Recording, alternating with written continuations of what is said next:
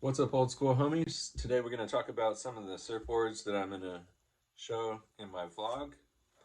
There's quite a few. There's 10 or so boards that are going to show up in the vlog. And I'll just tell you why. Because there was at least 23 or something. It was getting ridiculous. I was just, after a while, I was like, fuck it. You know, yeah. I don't know what I was thinking. Give me some more boards. I don't even go right in. I don't even live near the fucking ocean.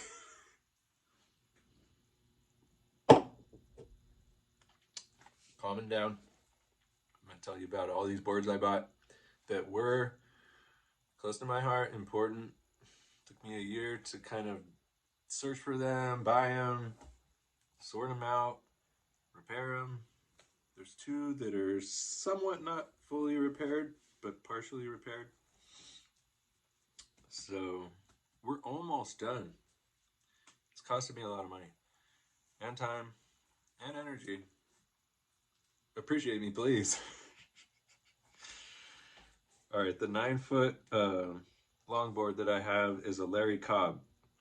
He's a shaper that doesn't shape anymore. He shaped for Infinity. It's an Infinity board. I went and picked it up with my dad. I don't have a car to put a 9-foot board in at this point in time. It's all the way at my house, which is nowhere near the beach. So it'll show up when I get some surf racks, but I don't know which car I'm going to put that on. My cars, I don't really like surf racks. I don't know. I had a bad experience. I'm trying to talk about the boards here. I'm not drifting off. Okay. The Larry Cobb board, it's already proven. It's the only one here that I've actually ridden. And it was like a magic carpet, all right? It just sits right into the wave. It catches the waves easily. It's kind of flat. It's kind of wide. It's not super thick like an old school board, but the next one is Hanson, 8.5 foot, and that one is much thicker glass job because it's a 1970s board with a rainbow fin. I gave that one to my wife.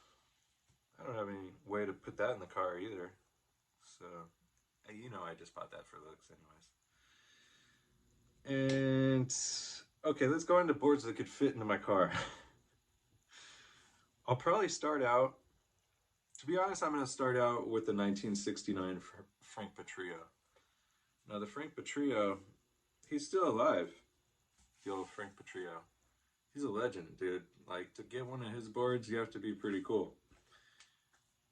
And I'm pretty cool. So, it just came to me. One day, this guy, he just kind of was like, yeah, you're buying that board? How about this board? And I was like, whoa.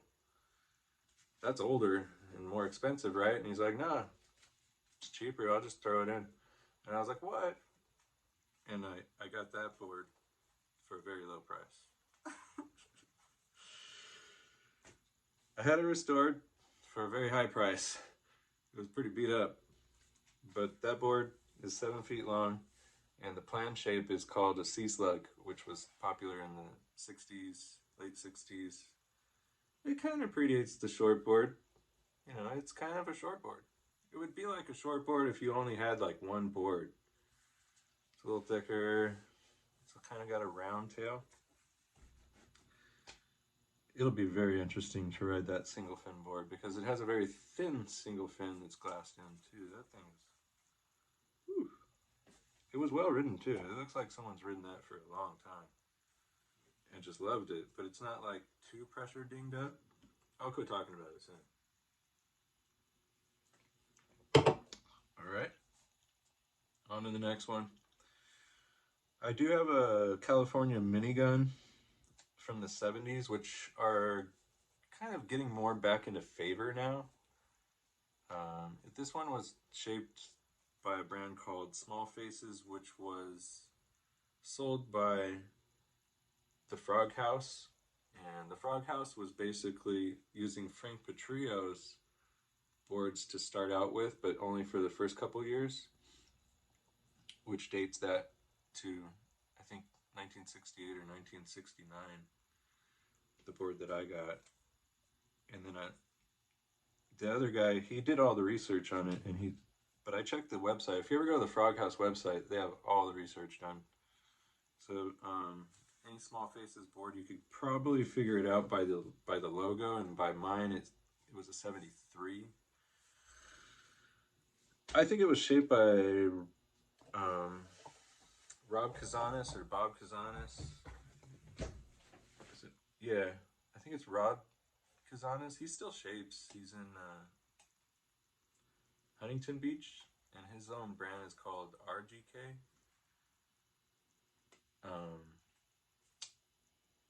He just wasn't like super popular at marketing, as far as I've read, but he's like the best shaper ever. So we got that going on. And that board looks pretty divine when you look at it. It's got a pintail. The tail comes really narrow in the back for quite a while. And then all the foam's like in the front. Weird. Yeah.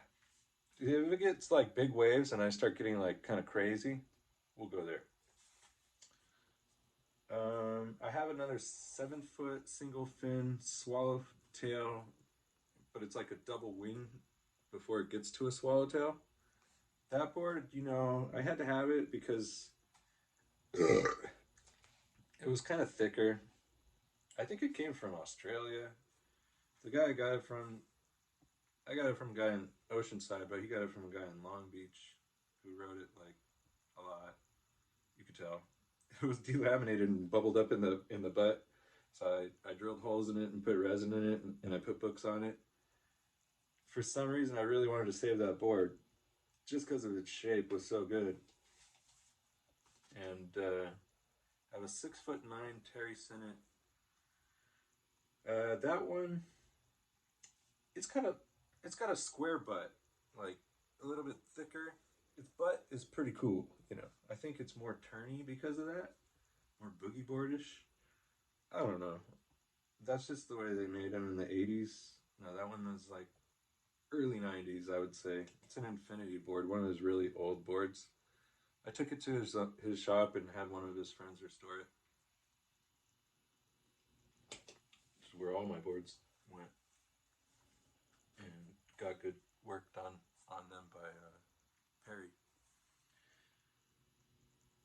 Now I have a 6'7" Fanta C.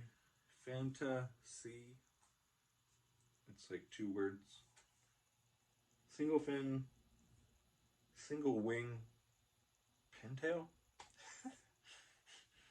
Now this board, when I went into Terry Sinnott's shop to get that one restored, this guy jumped out of a van and said, "That looks like an old Bruce Jones."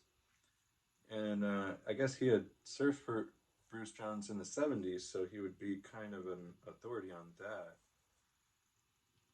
Bruce Jones ghost shaped for everybody, so there's really no saying he could have shaped that, or someone could have been inspired by him to shape that. But when I saw it, it's like this little short, fat, thick.